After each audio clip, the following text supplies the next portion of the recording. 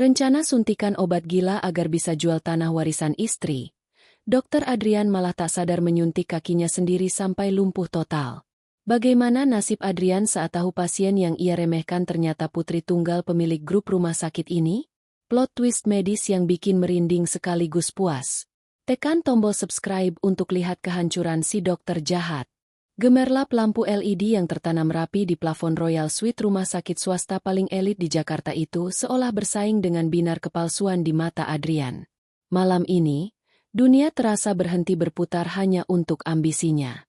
Harum diffuser aroma lemongrass yang menenangkan di setiap sudut ruangan VVIP ini bercampur dengan bau samar antiseptik mahal, menciptakan wangi sterilitas yang justru terasa menyesakkan bagi Maya.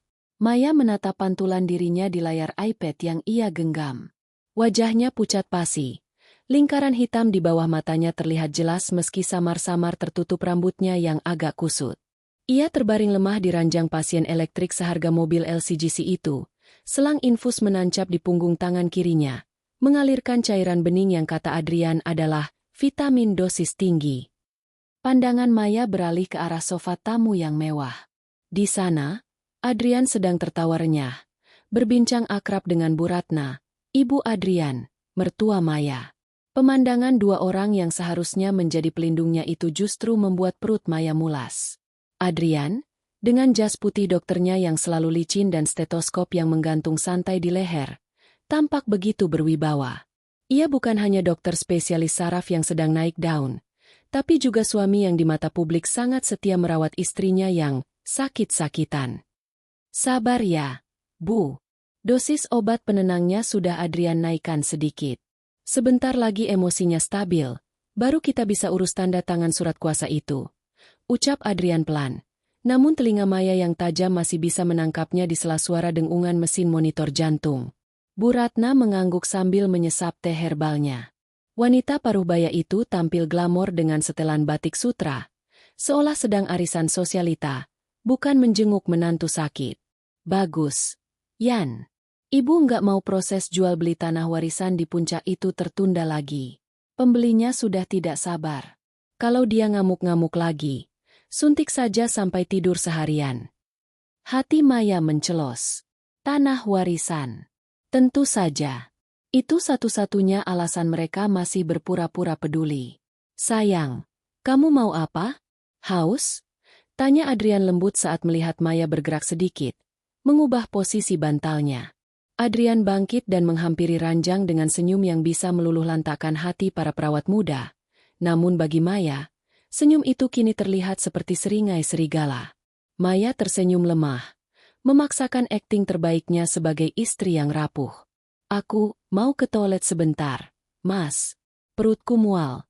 Efek obatnya mungkin. Adrian mengangguk penuh pengertian. Jemarinya merapikan sedikit anak rambut Maya dengan sentuhan yang terasa dingin. Bisa jalan sendiri? Atau mau Mas panggil suster? Bisa kok, Mas. Aku mau cuci muka biar segeran dikit. Boleh ya? Pinta Maya dengan suara parau yang dibuat-buat. Oke, tapi jangan lama-lama ya. Sebentar lagi jam suntik obat malam. Kamu harus istirahat total biar besok pagi segar pas notaris datang. Jawab Adrian sambil mengecup kening Maya. Kecupan yang terasa hampa. Dengan langkah gontai yang disengaja, Maya turun dari ranjang, mendorong tiang infusnya perlahan. Ia menyeret kakinya yang sebenarnya masih kuat, melewati Adrian dan Bu Ratna yang menatap punggungnya dengan tatapan menilai. Bukan tatapan kasih sayang, melainkan tatapan predator mengawasi mangsa yang sedang sekarat. Maya masuk ke kamar mandi VVIP yang luasnya setara kamar tidur hotel. Begitu pintu terkunci, Maya tidak langsung menuju wastafel. Ia menempelkan telinganya ke pintu, memastikan tidak ada yang mengikuti. Hening. Napas Maya memburu. Wajah pucatnya berubah menjadi ekspresi penuh determinasi. Matanya yang tadi sayu kini berkilat tajam. Ia menatap selang infus di tangannya. Vitamin dosis tinggi? Bisik Maya sinis pada bayangannya di cermin. Lebih tepatnya haloperidol dosis gila buat bikin aku linglung. Maya merogoh saku piyama rumah sakitnya yang longgar. Di sana, terselip sebuah vial kecil obat penawar yang diam-diam ia dapatkan dari kurir kepercayaannya yang menyamar jadi pengantar makanan tadi siang. Maya dengan cekatan menyuntikkan sedikit cairan itu ke selang infusnya sendiri melalui port injeksi karet, menetralkan sebagian efek obat penenang yang mengalir ke darahnya. Ia harus tetap sadar. Malam ini adalah puncaknya. Maya kemudian keluar dari kamar mandi, tapi alih-alih kembali ke ranjang, ia berbelok sedikit ke arah pintu balkon yang terhubung dengan koridor evakuasi luar. Ia butuh udara segar untuk menenangkan pikirannya sebelum menghadapi eksekusi nanti malam. Koridor luar itu sepi. Lantainya beton dingin. Angin malam berhembus kencang, menggoyangkan dedaunan pohon palem di taman rumah sakit di bawah sana. Entah kenapa, tiba-tiba bulu kuduk Maya meremang. Perasaan diawasi yang kuat menyerangnya. Koridor panjang dengan lampu temaram itu terasa seperti lorong kematian. Sreet! Suara langkah kaki yang menyeret terdengar dari balik pilar beton. Maya menoleh cepat. Waspada! Seorang wanita tua dengan seragam cleaning service lusuh berjalan tergesa-gesa sambil mengepel lantai dengan gerakan acak. Kepalanya tertunduk dalam. Rambutnya yang beruban sebagian tertutup kerudung kerja yang miring. Maya, yang sedang dalam mode siaga tinggi, mencoba mundur perlahan kembali ke kamar. Namun, wanita tua itu tiba-tiba mengangkat kepalanya. Gerakannya patah-patah. Aneh. Mata wanita itu bertemu dengan mata Maya. Dan detik itu juga, Maya merasa jantungnya berhenti. Wajah wanita itu separuh normal, separuh lagi kaku seperti topeng lilin yang meleleh. Bibirnya miring ke kiri, air liur menetes sedikit tanpa bisa dikontrol. Matanya yang sebelah kanan melotot tak berkedip, sementara yang kiri berkedip cepat penuh ketakutan. Gejala stroke berat atau kerusakan saraf permanen. Tiba-tiba, wanita itu menjatuhkan alat pelnya. Brak! Ia menyeret kakinya mendekati Maya dengan cepat. Maya mundur. Punggungnya menabrak dinding kaca balkon. Jejen! Suara wanita itu keluar serak. Sulit dimengerti karena kelumpuhan lidahnya. Tangan wanita itu yang gemetar hebat mencengkeram lengan piyama Maya. Cengkeraman orang putus asa. Jangan suntik. Desis wanita itu susah payah. Air mata mengalir dari matanya yang melotot. Dokter, Adrian Iblis. Maya terbelalak. Nama suaminya disebut. Ibu kenal Adrian? Ibu siapa? Bisik Maya, melupakan rasa takutnya demi informasi. Wanita itu berusaha bicara. Napasnya memburu. Tangannya menunjuk kakinya yang lumpuh. Lalu menunjuk wajahnya yang rusak. Sal obat. Dos gila. Dia. Buat saya begini demi eksperimen. Wanita itu menatap Maya lekat-lekat. Lari. Nyonya. Malam ini suntik mati. Suntik mati? Darah Maya berdesir hebat. Ia tahu Adrian jahat. Tapi ia pikir Adrian hanya ingin membuatnya gila agar bisa mengambil alih hak waris. Membunuhnya? Itu level yang berbeda. Apa maksud ibu? Suntik mati apa? Cecar Maya, mencengkeram balik bahu wanita itu. Wanita itu merogoh saku seragamnya yang kotor, mengeluarkan sebuah botol obat kosong bekas pakai. Labelnya sudah sobek, tapi tulisan spidol merah masih terbaca samar. Potasium kloride. Cairan yang bisa menghentikan jantung seketika jika disuntikan langsung ke pembuluh darah tanpa diencerkan. Pembunuhan yang sempurna karena akan terlihat seperti serangan jantung biasa. Dia bawa ini tadi. Bisik wanita itu gemetar. Saya lihat di tasnya. Belum sempat Maya bertanya lagi, terdengar suara pintu balkon digeser dari dalam kamar VVIP. Sayang, kamu di luar. Suara Adrian terdengar manis namun mematikan. Wanita tua itu tersentak kaget seperti melihat hantu. Dengan panik, ia melepaskan Maya, memungut alat pelnya, dan terseok-seok lari ke arah tangga darurat di ujung koridor. Ingat tukar jarumnya. Bisik wanita itu terakhir kali sebelum menghilang di kegelapan tangga. Maya berdiri terpaku di dinginnya angin malam. Botol kecil yang dijatuhkan wanita tadi kini berada dalam genggaman tangannya yang berkeringat dingin. Adrian muncul di ambang pintu kaca, tersenyum lebar. Loh, kok di sini? Angin malam gak bagus buat saraf kamu. Sayang, ayo masuk. Waktunya obat malam. Maya berbalik perlahan, menyembunyikan botol kecil itu di balik lengan piyamanya. Ia membalas senyum Adrian dengan senyum paling manis dan paling palsu yang pernah ia buat seumur hidup. Iya, Mas. Yuk, aku juga sudah ngantuk banget. Jawab Maya lembut. Di dalam kepalanya, Maya berjanji, malam ini memang akan ada yang disuntik mati, Mas Adrian. Tapi bukan aku. Maya melangkah masuk kembali ke dalam kamar VVIP, bukan sebagai domba yang siap disembelih, melainkan sebagai singa betina yang siap menerkam pemburunya. Maya menahan napas di balik tirai jendela koridor lantai 3 yang menghadap ke taman. Jantungnya berdegup kencang, bukan karena efek sisa obat, tapi karena ketegangan yang mencekik. Botol kecil berisi potasium klorida yang diberikan wanita misterius tadi terasa dingin di genggaman tangannya yang berkeringat. Ingat tukar jarumnya. Kalimat itu terus berputar di otaknya seperti mantra. Maya tahu ia harus bertindak cepat. Namun, ia butuh bukti. Ia tidak bisa menuduh seorang dokter ternama membunuh pasiennya hanya berdasarkan omongan cleaning service gila di lorong gelap. Ia butuh sesuatu yang solid untuk menghancurkan Adrian dan ibunya, Bu Ratna. Adrian baru saja pamit untuk mengambil obat khusus dari ruang kerjanya. Ruangan itu terletak di ujung sayap VVIP ini, tersembunyi di balik pintu jati kokoh yang selalu terkunci dengan pemindai sidik jari.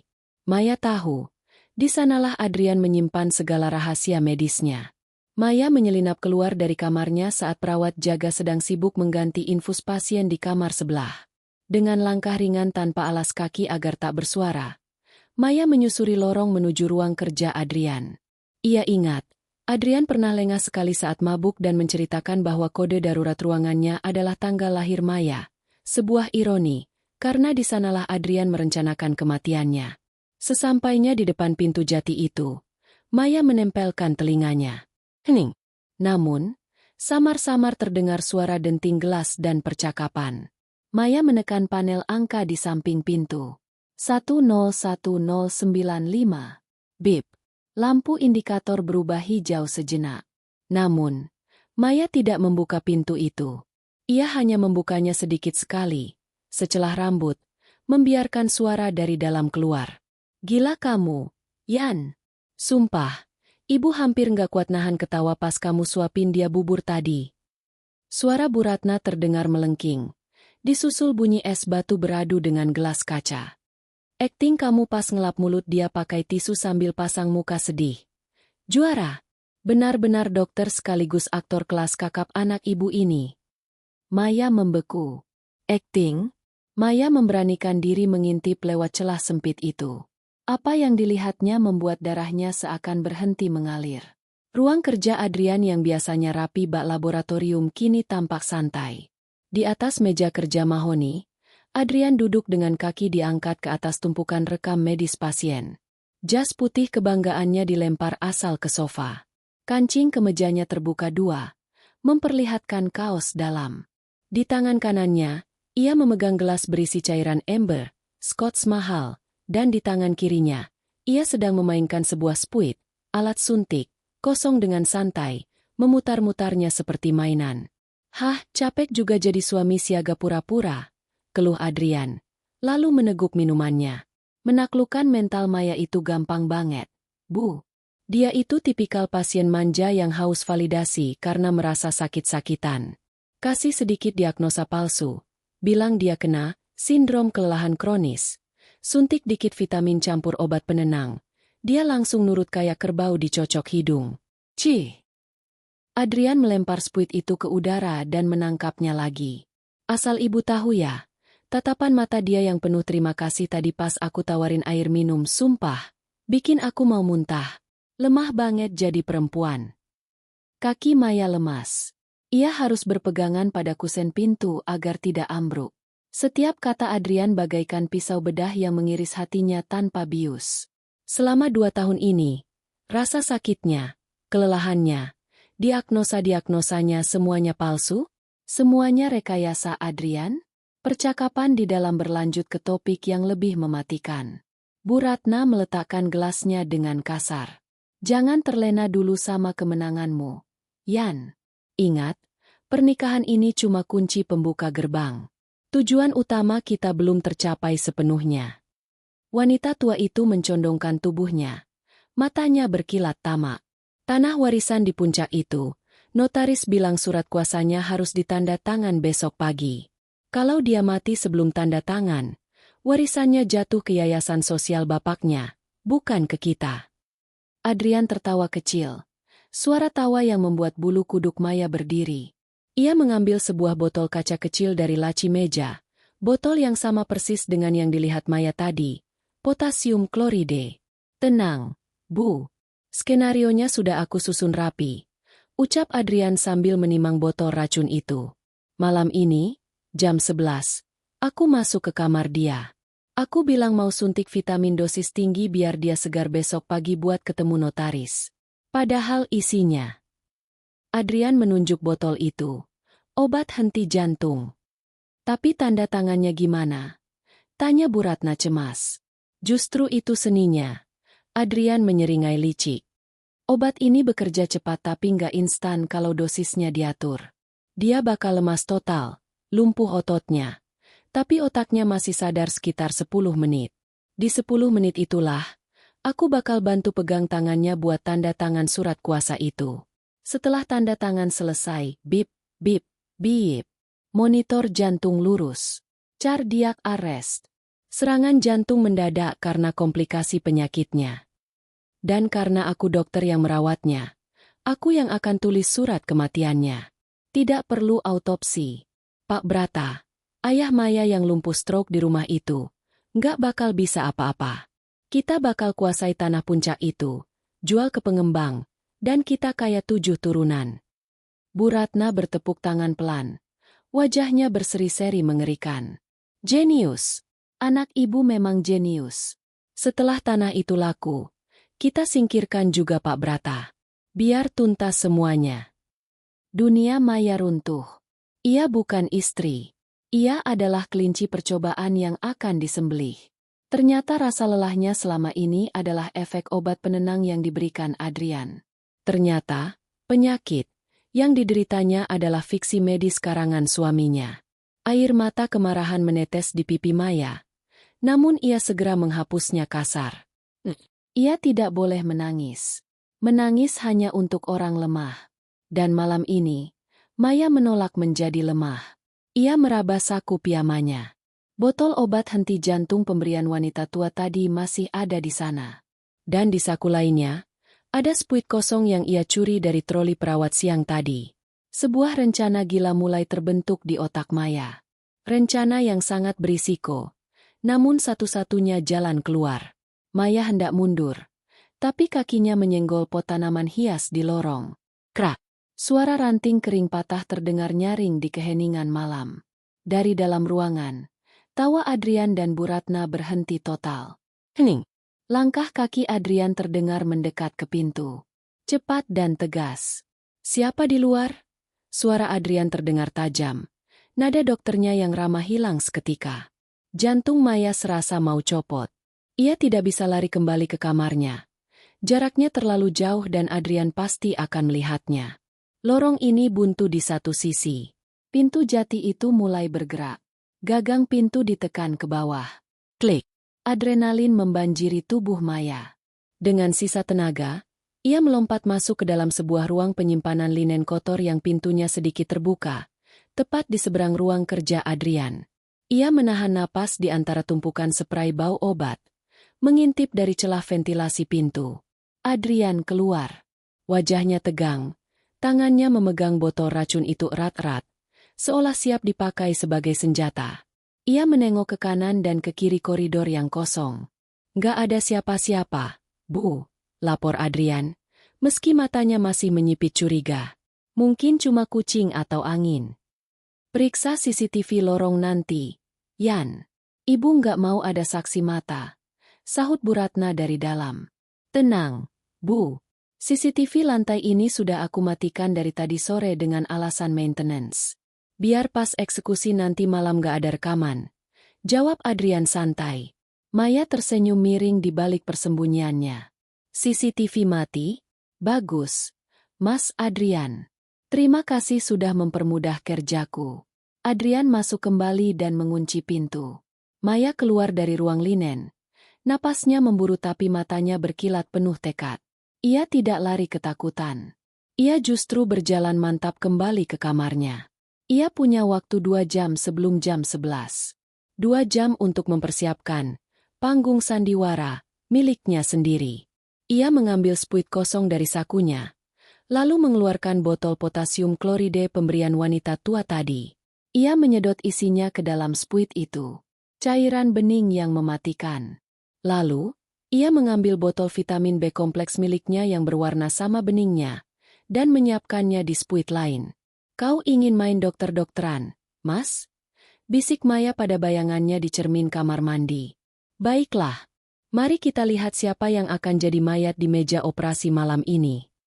Maya kembali berbaring di ranjangnya, mengatur selimut, dan memejamkan mata. Menunggu sang malaikat maut datang, tanpa sadar bahwa malaikat maut itu justru sedang menunggunya dengan jarum yang sudah ditukar. Maya berlari kecil kembali ke kamarnya, namun pikirannya tertinggal di lorong. Botol potasium kloride yang diberikan wanita tua itu terasa berat di saku piyamanya. Maya tahu ia tidak bisa berjuang sendirian. Ia butuh lebih dari sekadar keberanian. Ia butuh strategi. Tiba-tiba, pintu kamar mandi di dalam kamar VVIP terbuka sedikit. Maya tersentak kaget. Ia pikir Adrian sudah kembali. Namun, yang keluar bukan Adrian, melainkan wanita tua pembersih lantai tadi. Rupanya ia menyelinap masuk lewat pintu koridor servis yang menghubungkan kamar mandi pasien dengan ruang janitor. "Nyonya," bisik wanita itu, wajahnya yang separuh lumpuh terlihat lebih jelas di bawah lampu kamar mandi yang terang. "Jangan takut. Saya Suster Arum. Dulu, kepala perawat di sayap ini." Maya terbelalak. Suster Arum? Yang diberitakan malpraktik 3 tahun lalu. Wanita itu tertawa getir. Air liur menetes sedikit dari sudut bibirnya yang miring. "Berita itu buatan Adrian. Dia jadikan saya kambing hitam." Pasien yang meninggal waktu itu, istri Adrian yang pertama, Tania. Dia suntik mati Tania karena Tania menolak jual saham keluarganya. Arum menyeret kakinya mendekat, mengeluarkan sebuah diska lepas, flash disk, kecil yang ia ambil dari balik kerudung kerjanya. 3 tahun saya sembunyi jadi orang gila. Jadi tukang bersih-bersih rendahan di rumah sakit ini cuma buat curi data ini. Ini rekaman CCTV ruang obat yang dia hapus. Tapi saya punya backupnya. Bukti dia ambil racun waktu Tania meninggal. Dan foto dokumen palsu diagnosa nyonya. Maya menerima benda kecil itu dengan tangan gemetar. Ini bukan sekadar bukti. Ini adalah senjata nuklir yang bisa meledakkan karir dan hidup Adrian. "Nyonya Maya," ucap Arum, mencengkeram lengan Maya dengan tangan yang masih kuat. "Malam ini dia akan lakukan lagi. Dia akan suntik nyonya. Tapi kali ini, dia tidak akan pakai perawat. Dia akan lakukan sendiri biar tidak ada saksi. Dia akan bilang itu vitamin." "Aku tahu, Sus. Aku dengar semuanya tadi di ruang kerjanya," jawab Maya, matanya berkilat marah. "Dia mau suntikan potasium biar aku henti jantung setelah tanda tangan surat tanah." Arum mengangguk cepat. "Bagus. Nyonya sudah tahu. Sekarang dengar. Adrian itu sombong. Dia tidak pernah cek ulang alat yang sudah dia siapkan karena dia merasa dia Tuhan di rumah sakit ini. Itu kelemahannya." Arum menunjuk nakas di samping tempat tidur Maya. Di sana, di atas baki stainless steel, sudah disiapkan satu set alat suntik tertutup kain steril. Adrian pasti menyiapkannya tadi sore sebelum Maya sadar. "Tukar," desis Arum. "Tukar isinya. Tapi jangan buang racunnya. Suntikan balik ke dia." Maya menelan ludah. "Ke dia? Dia pantas mati. Nyonya. Dia iblis." Arum menekan suaranya. Mata kanannya melotot penuh dendam.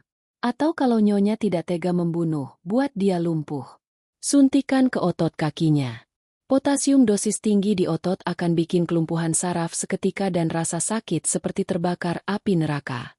Dia tidak akan mati, tapi dia akan cacat seumur hidup.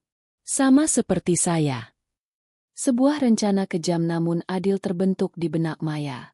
Membunuh Adrian mungkin terlalu mudah. Membiarkannya hidup cacat dan hancur.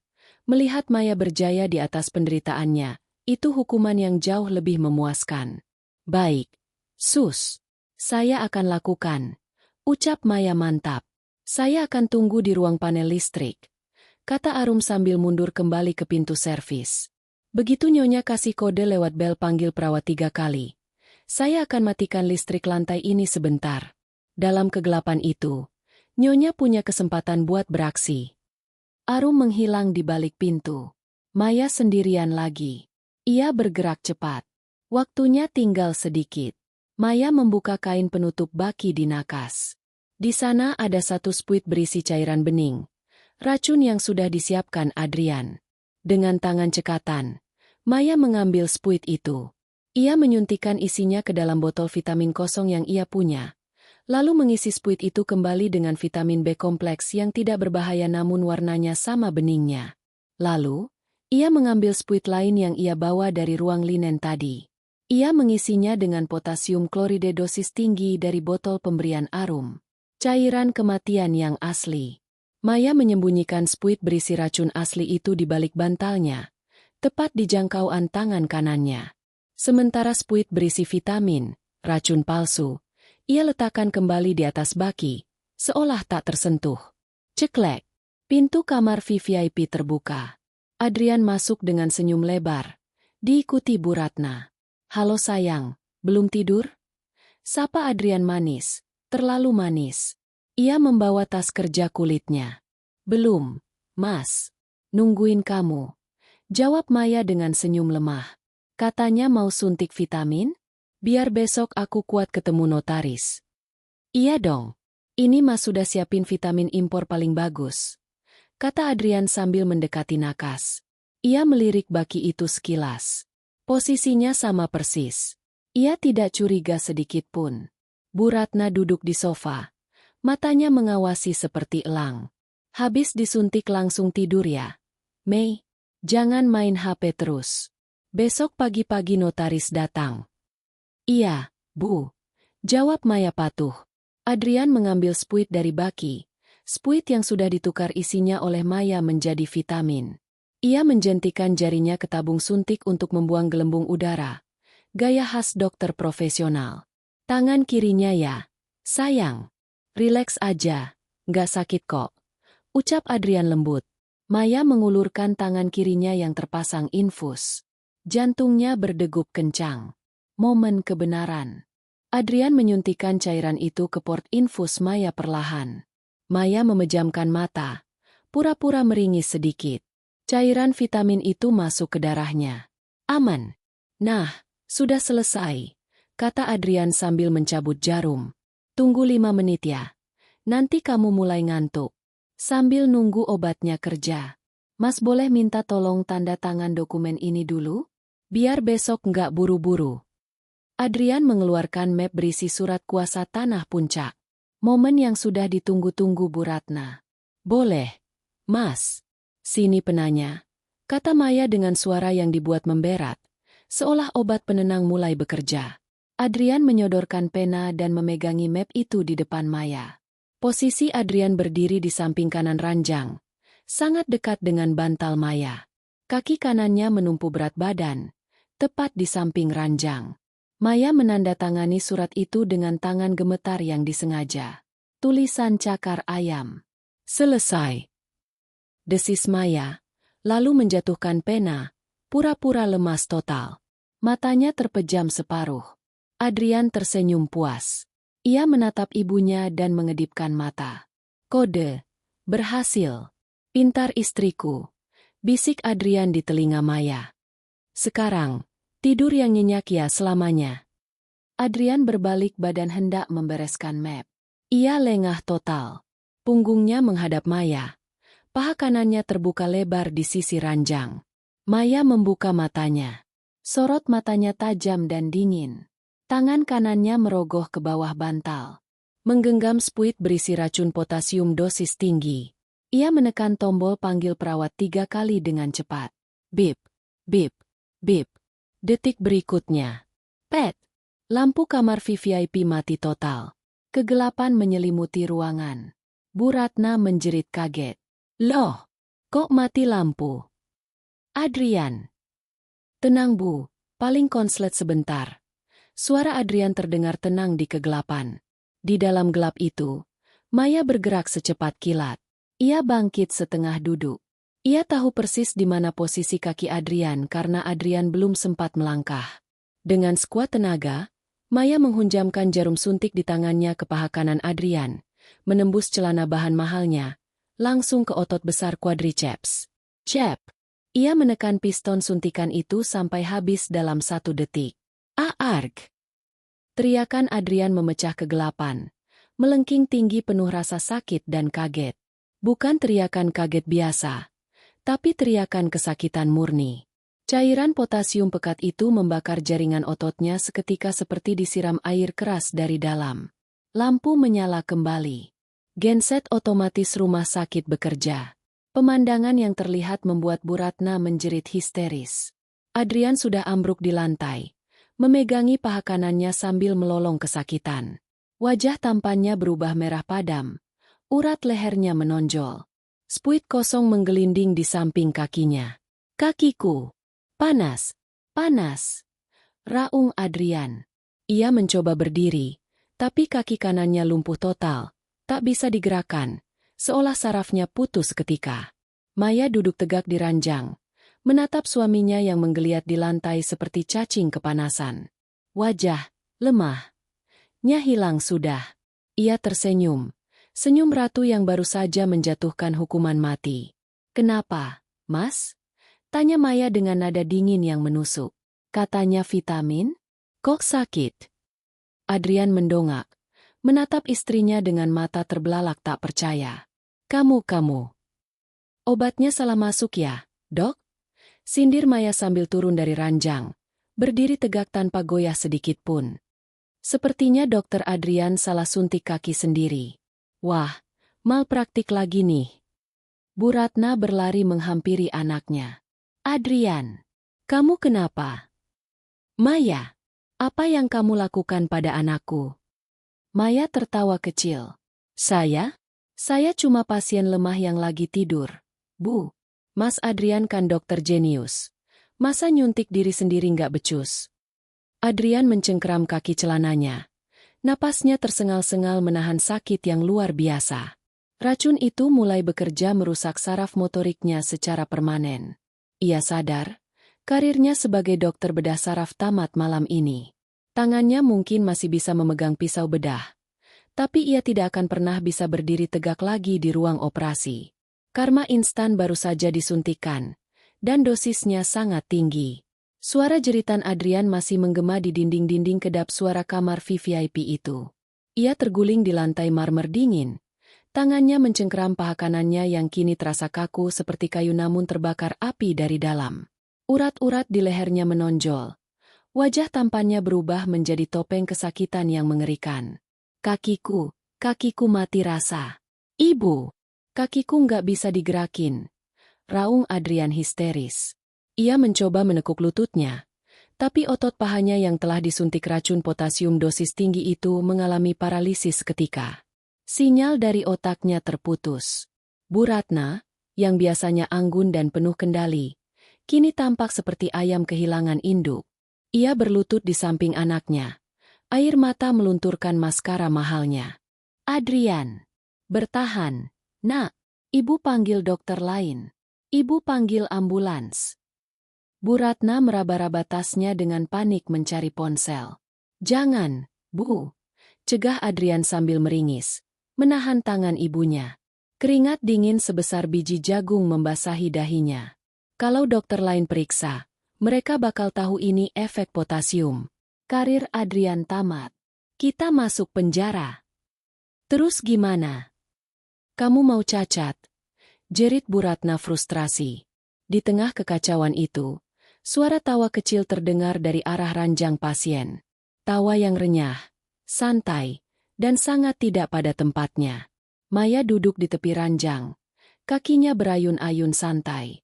Ia sudah melepas selang infusnya sendiri, selang yang memang sudah ia manipulasi sejak awal.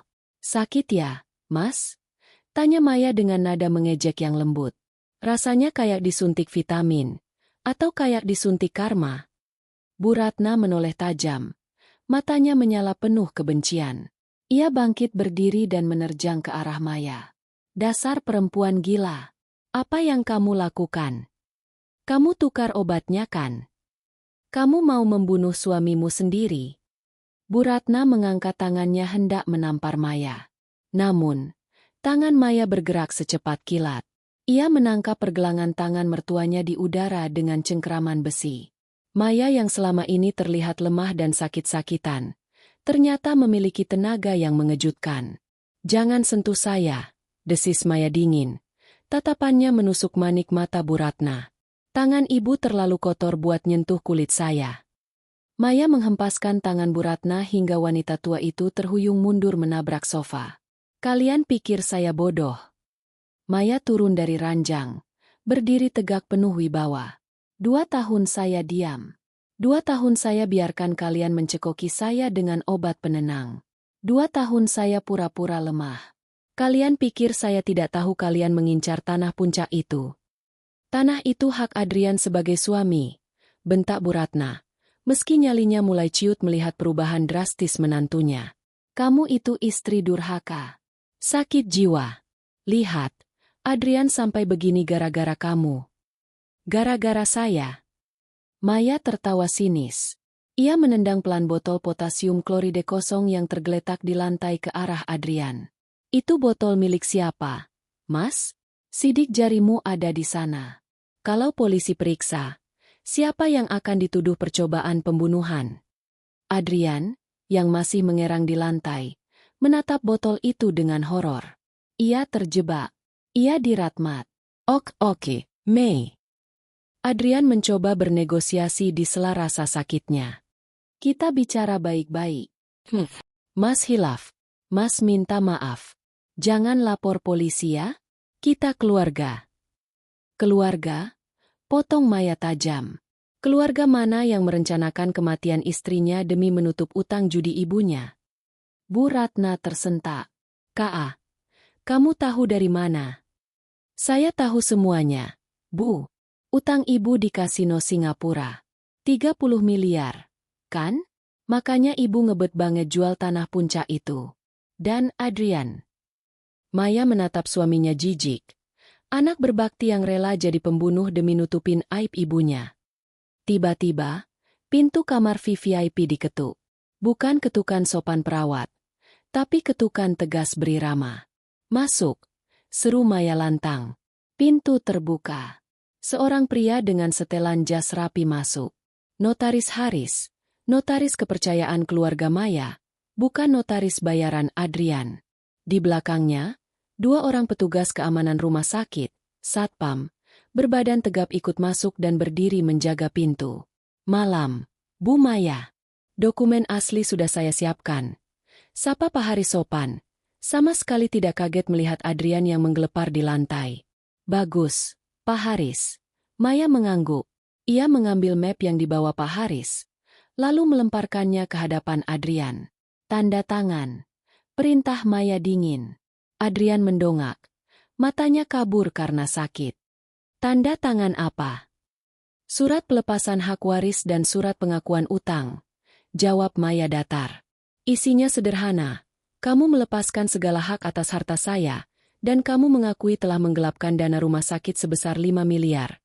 Uang yang kamu pakai buat bayar cicilan utang ibumu bulan lalu. Aku nggak mau. Tolak Adrian keras kepala. Itu bunuh diri namanya.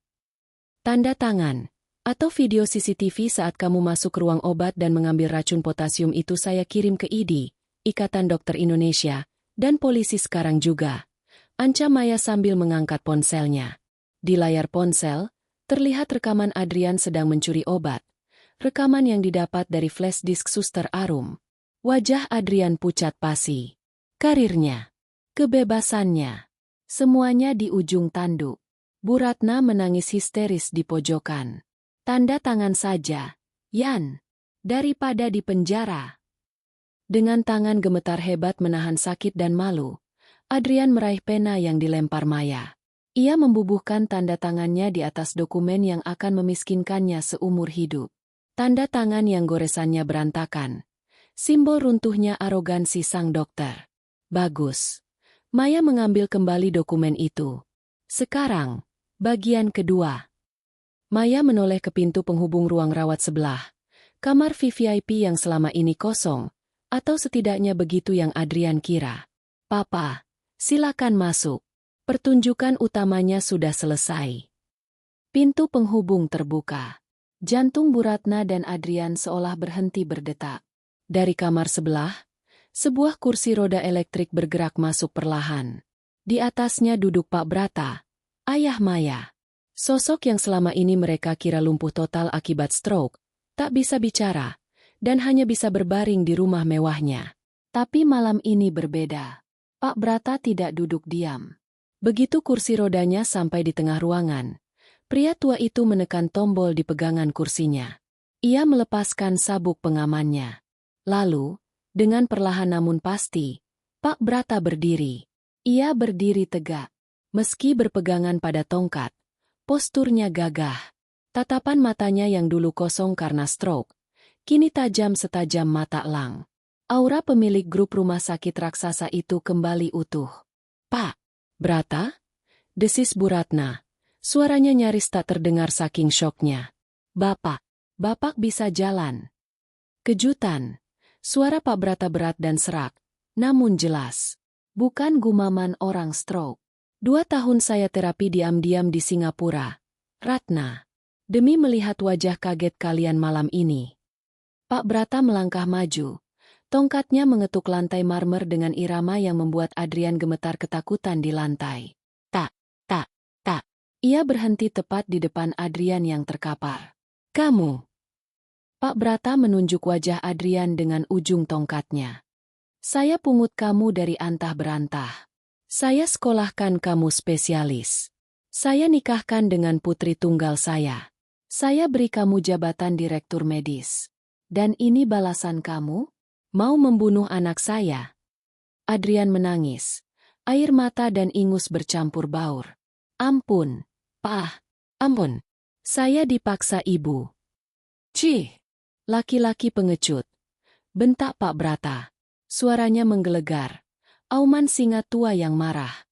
Berani berbuat. Tapi lempar batu sembunyi tangan ke ibumu sendiri. Pak Brata beralih menatap Bu Ratna yang kini bersimpuh memohon ampun. Dan kamu, Ratna, teman lama istri saya. Tega-teganya kamu makan darah daging temanmu sendiri. Saya hilaf, Mas Brata. Saya terbelit utang. Bu Ratna mencoba meraih kaki Pak Brata.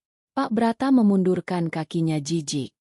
Utangmu bukan urusan saya. Tapi nyawa anak saya, itu urusan saya. Pak Brata menoleh ke arah satpam.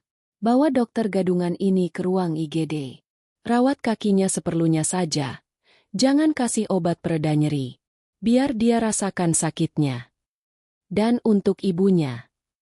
Pak Brata menatap dingin. Usir dia dari rumah sakit ini. Dan pastikan seluruh akses ke rekening Adrian diblokir detik ini juga. Biar dia tahu rasanya tidak punya uang sepeser pun. Jangan blokir. Saya bisa dibunuh rentenir. Jerit Bu Ratna histeris saat diseret keluar oleh satpam.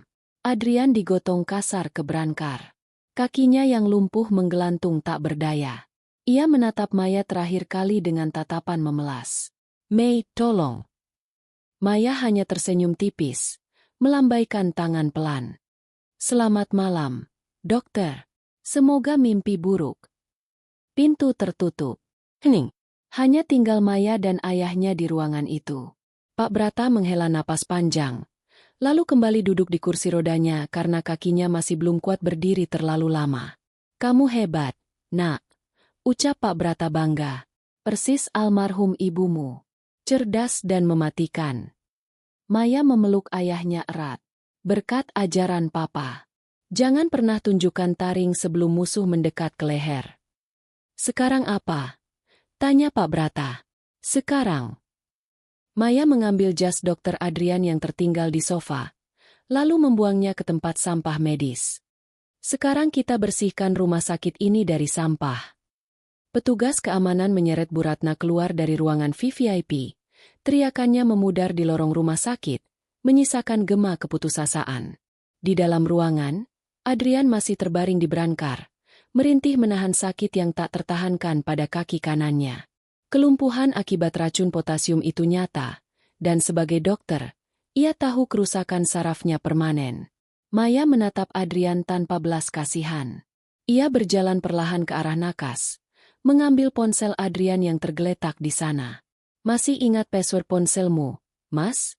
tanya Maya dingin. "Tanggal lahir Tania, kan? Cinta pertamamu yang kamu bunuh itu." Maya menekan kode itu. Terbuka. Ia membuka aplikasi mobile banking Adrian. Saldo 15 miliar. Wah, banyak juga hasil korupsi dana obat rumah sakit dan asuransi kematian Tania. "Jangan, Mei," rintih Adrian. Sadar apa yang akan terjadi. "Itu uangku." "Uangmu?" Maya tertawa sinis. "Uang ini hasil curian. Dan seperti Robin Hood, aku akan mengembalikannya ke tempat yang benar." Maya mentransfer seluruh saldo itu ke rekening Yayasan Kanker Anak Indonesia dan panti jompo tempat Bu Ratna akan dibuang nanti. Transfer berhasil. Saldo rekening Adrian kini 0 rupiah. "Sekarang kamu resmi miskin, Mas," ucap Maya sambil melempar ponsel itu ke dada Adrian. Pak Brata, yang sudah duduk kembali di kursi rodanya karena kelelahan berdiri, memberi isyarat kepada Pak Haris, sang notaris. "Haris, bacakan poin terakhir dari surat cerai yang sudah saya siapkan." Pak Haris mengangguk, membuka dokumen tebal. Berdasarkan bukti CCTV percobaan pembunuhan, penyelewengan dana rumah sakit, dan malpraktik yang disengaja, Saudara Adrian dengan ini diberhentikan secara tidak hormat dari jabatannya sebagai Direktur Medis RS Royal Brata. Lisensi praktik kedokteran saudara juga akan dicabut permanen oleh Majelis Kehormatan Disiplin Kedokteran besok pagi. Wajah Adrian yang sudah pucat semakin kelabu. Kehilangan uang masih bisa dicari. Tapi kehilangan gelar dokter? Itu adalah identitasnya. Kebanggaannya. Tanpa gelar itu, ia bukan siapa-siapa. "Tidak, Papa, tolong. Saya sudah belajar belasan tahun." Adrian mencoba bangun, menggapai tangan Pak Brata. Tapi kakinya yang lumpuh membuatnya jatuh terguling dari brankar ke lantai. "Bra!" Pemandangan itu menyedihkan. Dokter Adrian yang sombong, yang selalu berjalan tegak dengan dagu diangkat, kini merangkak di lantai seperti binatang terluka. "Jangan panggil saya Papa." Suara Pak Brata dingin sedingin es. "Kamu bukan anak saya. Kamu penyakit kanker yang harus diangkat dari keluarga ini." Pintu kamar VVIP terbuka lagi. Kali ini, Suster Arum masuk. Ia sudah tidak memakai seragam cleaning service lusuh. Ia mengenakan seragam perawat putih bersih, seragam kepala perawat yang dulu pernah ia banggakan. Di dadanya tersemat name tag baru, Arum, Kepala Pengawas Medis. Adrian mendongak, matanya terbelalak melihat hantu, masa lalunya berdiri tegak dan bermartabat. "Halo, Dokter Adrian," sapa Arum dengan senyum tipis. "Masih ingat saya? Perawat yang dokter fitnah gila." "Arum," desis Adrian. "Mulai hari ini, saya diangkat kembali oleh Ibu Maya. Tugas pertama saya adalah memastikan dokter mendapatkan perawatan yang pantas di bangsal kelas 3, ucap Arum penuh penekanan. "Tenang saja, Dok. Saya akan awasi dosis obat dokter dengan sangat teliti. Tidak akan ada yang salah suntik, kecuali dokter mau suntik diri sendiri lagi." Maya menghampiri Arum, merangkul bahu wanita paruh baya itu. "Terima kasih, Sus. Tanpa suster, saya mungkin sudah jadi mayat malam ini."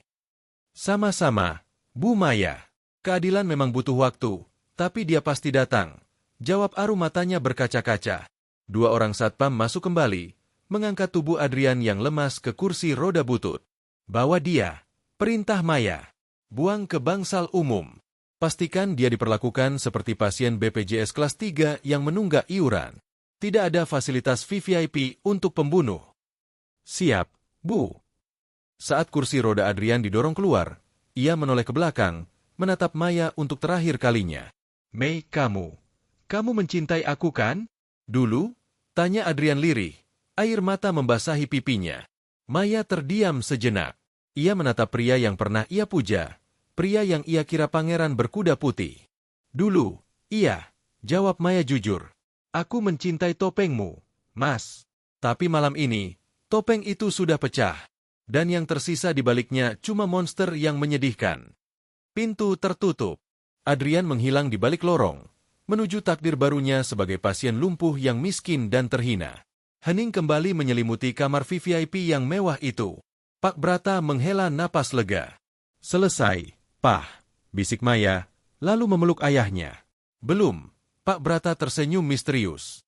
Ia menunjuk ke arah TV layar datar di dinding. Nyalakan TV-nya. Berita malam. Maya menyalakan TV. Berita terkini, breaking news, sedang tayang. Headline, skandal medis terbesar. Dr. Adrian ditangkap atas dugaan pembunuhan berencana dan penggelapan dana. Keluarga korban Tania akhirnya mendapat keadilan. Di layar, terlihat video rekaman CCTV yang dikirim Maya tadi diputar ulang. Wajah Adrian yang sedang menyuntikkan racun ke botol infus terekam jelas. Netizen di kolom komentar sosial media yang ditampilkan di layar mengamuk. Hujatan membanjiri nama Adrian dan Bu Ratna. Reputasi mereka hancur sehancur-hancurnya. Papa cepat sekali kerjanya, puji Maya. Serigala tua ini masih punya taring. Nak, kekeh Pak Brata. Sekarang, istirahatlah. Besok kamu punya tugas berat. Tugas apa? Memimpin rumah sakit ini, jawab Pak Brata tegas. Papa sudah tua. Papa mau pensiun. Mau mancing saja di puncak. Rumah sakit ini butuh ratu baru. Ratu yang tegas, yang tidak takut pada siapapun. Dan malam ini, kamu sudah buktikan kamu pantas duduk di singgasana itu. Maya menatap pantulan dirinya di jendela kaca. Wajah pucat dan lemah itu sudah hilang. Yang ada kini adalah wajah wanita kuat, penyintas, dan pemimpin. Siap, Pah, ucap Maya mantap. Ia berjalan ke arah jendela, menatap lampu-lampu kota Jakarta di kejauhan. Di bawah sana, di suatu tempat di bangsal kelas 3 yang pengap, Adrian sedang menangisi nasibnya. Maya tersenyum. Bukan senyum dendam, tapi senyum kemenangan. Ia telah melewati neraka, dan ia keluar tanpa terbakar sedikitpun. Selamat tinggal, Adrian, bisiknya pada angin malam. Terima kasih sudah mengajarkanku bahwa obat paling mujarab untuk pengkhianatan adalah kesuksesan. Tamat.